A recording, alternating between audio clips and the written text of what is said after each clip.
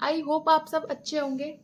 आज हम बात करने वाले हैं अपनी न्यू टॉपिक या न्यू सब्जेक्ट के बारे में, जिसमें हम जानने वाले हैं ह्यूमन एनाटॉमी एंड फिजियोलॉजी।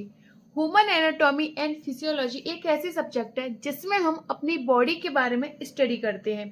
तो आइए सबसे पहले पढ़ते हैं हम अपनी आज new chapter, new unit, scope of anatomy and physiology and definition of various terminology. आज हम इन दोनों टॉपिक्स को कवर करेंगे अपने HAP सब्जेक्ट में।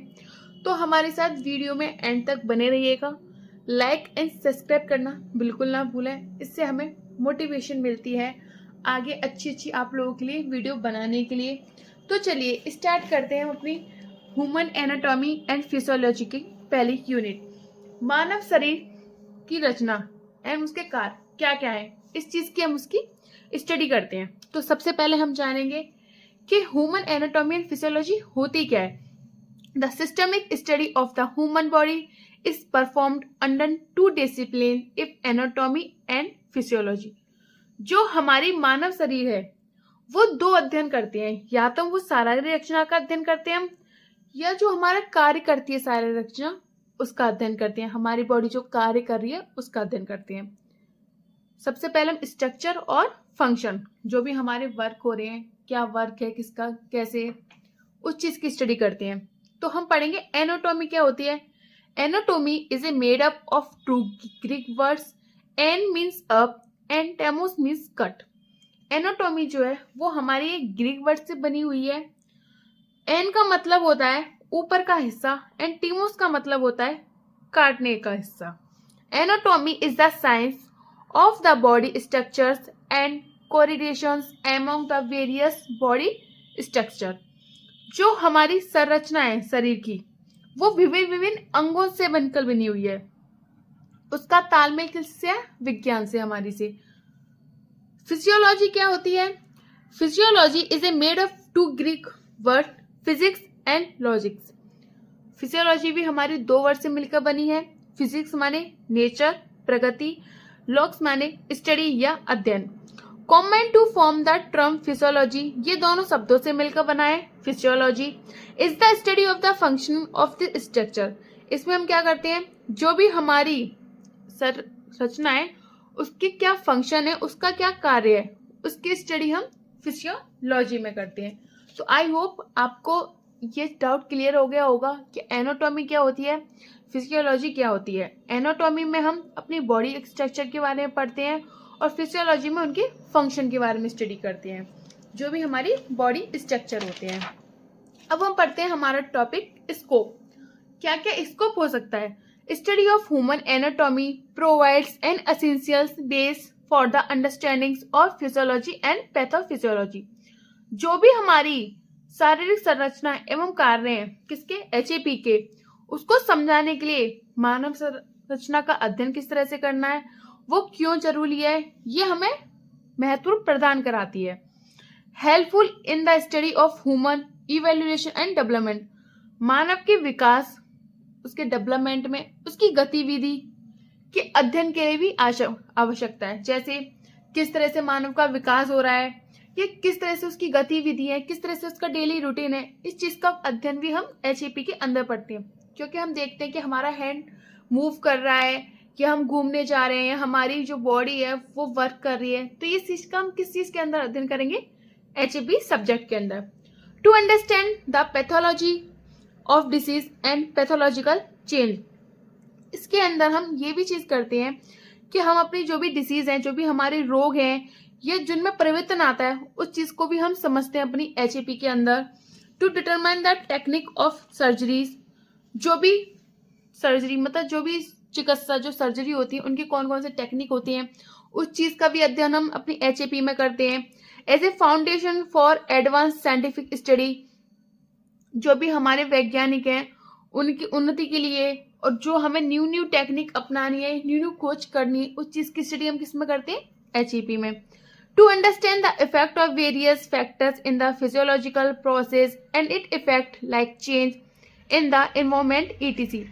शरीर प्रक्रिया में विभिन्न कारकों को प्रभाव और उसके प्रभाव को समझने के लिए किस तरह का बदलाव चाहिए, मतलब जैसे किसी चीज का और कुछ प्रभाव आ रहा है तो उसको हमें चेंज करना है, तो चेंज करने के लिए हमें क्या क्या बदलाव चाहिए उसको समझना पड़ेगा, किस बॉडी में क्या वर्क करना है, ये सब हम चीज का अपने किस में अध्ययन करते हैं, एचएपी में।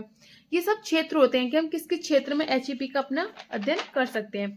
Definition of various terminological used in anatomy. अब हम पढ़ेंगे हमारा सेकंड टॉपिक यूनिट फर्स्ट में कि जो भी हमारी शारीरिक रचना है उसमें विभिन्न विभिन्न परिभाषाएं दी गई हैं। जैसे medical science divide the body into various anatomical planes, flat surface which are the imaginary lines vertical और horizontal drawn through a upright position of the body. ये जो भी हमारी चिकित्सा विज्ञान मतलब जो हमारी मेडिकल साइंस होती है उसने हमारे शरीर को दो पार्टों में डिवाइड किया है। एक तो सपाट जिसे हम बोलते हैं बिल्कुल फ्लैट, जब इंसान सो रहा होता है तो वो फ्लैट हो जाता है, और एक होती है सीधे खड़े होना, जब इंसान खड़ा होता है एक उस स्थिति में, और एक हमारी काल्पनिक रेखा जैसे हॉरिजॉन्टल एंड वर्टिकल में उसे डिवाइड किया है।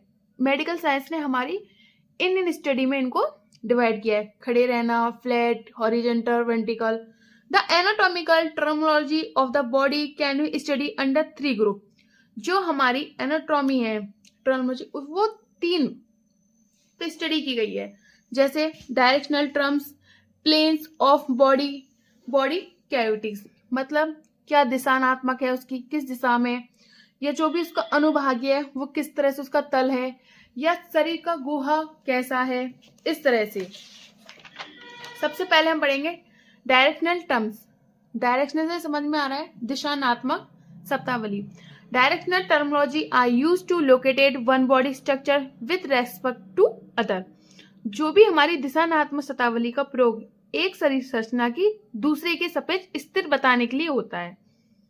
कैसे बताने के लिए होता है डायरेक्शनल में, कि डायरेक्शनल में जो होता है वो हमारी एक संरचना है उसका दूसरे के सापेक्ष होता है, मतलब अपोजिट में होता है। जैसे हम इसमें पढ़ते हैं अंडर सुपीरियर अपर कैनियल एंड, जो भी हमारे ऊपरी सिरा होता है उसके लिए, जैसे मनुष्य के सिर का सिरा सबसे ऊपर स्थित होता है, जो मनुष्य का सिर है वो सबसे ऊपर स्थित होता है, इसलिए इसको ऊपरी सिरा कहा जाता है। टॉप पे होता है हमारा सिर, तो टॉप पे होने के वाले इसको 2 पार्टों में डिवाइड किया गया है, सुपीरियर एंड इन्फीरियर। इन्फीरियर मतलब ऊपरी हिस्सा और निचला सिर। The end of head lies in the uppermost positions, therefore it is known as the superior end of the extremity।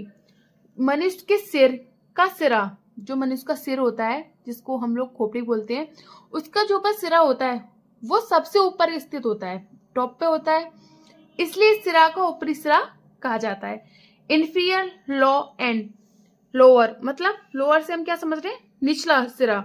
This parts start from the extremity of the main body or the trunk along the legs in downward direction on ground। यह भाग धड़ के सिरे से शुरू होता है। धड़ जानते हो आप, गांव में बोलते हैं धड़, मतलब सिर से थोड़ा सा नीचे से शुरू होता हुआ टांग होता मतलब हमारी पूरी बॉडी को कवर करते हुए हमारे पैर तक जाता है, इसको हम बोलते हैं इन्फीरियर। ये होता है हमारी नीचे की दिशा। एंटीरियर और वेंट्रिकल एंड, अग्र या अधर सिरा। This include the body parts present in the front side.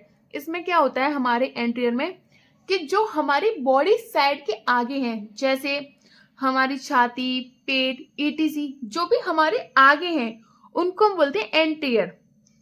अब पोस्चर्स क्या होते हैं, पोस्चर में क्या है, पीछा, पश्च, जो हमारे पेट के पीछे आते हैं, जैसे हमारी रीढ़ की हड्डी, कमर की हड्डी, ये सब। तो हमने डायरेक्शन में आपको समझ में आ गए होंगे कि 4 चीजों में हो गया, सुपीरियर टॉप पे, इंफीरियर सिरा के नीचे वाला हिस्सा पूरे पैर तक, एंटीरियर क्या हो गया जो हमारे आगे की तरफ होता है, पोस्चर क्या हो गया जो पीछे की तरफ होता है। तो the includes the body part present on the back side in ventricle column also known as the backbone. जो पीछे की तरफ मौजूद होता है हमारे शरीर में उसको हम पोस्चर कहते हैं, जिसमें हमारी रीढ़ की हड्डी महत्वपूर्ण है, जिसे हम रीढ़ की हड्डी को भी जानते हैं। सेकंड आता है हमारा प्लेन्स ऑफ बॉडी। शरीर के तल हमारे 4 पार्ट में डिवाइडेड है। सैगिटल जिसे हम द्विपृष्ठ समित बोलते हैं। अब हम सबसे पहले ये देखेंगे डायग्राम। इसमें क्या है कि ये एक इंसान है, मैन है, जो भी है, फ्रंट खड़ा हुआ है वेंट्रिकल में, तो इसे डिवाइड किया गया है। एक देखो इस तरह से किया गया है, फिर एक इस तरह से किया गया है सीधा, फिर इसे एक बीच में से किया गया है, फिर ट्रांसवेशन किया गया है। तो हम इसे इमेज करते हैं। वैसे अभी देखिए आगे, सैगिटल डीपर समिट in this plane has imaginary line सिलेंग the body from head to toes into 2 havels with erratic proportions is down from top to the down। इसमें क्या होता है, जो भी हमारी शरीर का तल होता है, सिर से लेके पैर तक वाला, उंगलियों तक को अनियमित अनुपात 2 भागों में बांटा जाता है, जिसे हम एक कलात्मक रेखा कहते हैं। कलात्मक रेखा मतलब ऊपर से लेके जो नीचे तक जाएगी वो एक हमारी कलात्मक रेखा आएगी, जो हमारी सैगिटल प्लेन कहलाती है, जिसे हम द्विपृष्ठ समित कहते हैं। एक आती है हमारी हॉरिजॉन्टल, जिसे हम क्षैतिज बोलते हैं। This plane is parallel to the ground and the passes through the body at the 90 angle to both corneal and medical plant. ये बिल्कुल हमारी जमीन के समांतर होता है। इस तल में हॉरिजॉन्टल समझो, बिल्कुल समांतर। ये हमारी जो जमीन होती है बिल्कुल फ्लैट होती है, उसी के समांतर होता है। और इसके माध्यम में कॉर्नर और मेडिकल के माध्यम में जो एंगल बनता है वो 90 डिग्री का बनता है, उसी को हम हॉरिजॉन्टल बोलते हैं। अब आता है हमारा कॉर्नियल। क्या होता है, this plan divides the body into the anterior, front and posture back portion by passing through the body at the right angle to the middle system.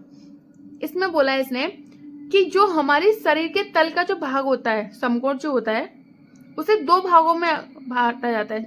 Anterior मतलब फ्रंट आगे का, पोस्चर मतलब बैक का, by passing through the body right angle to the middle angle.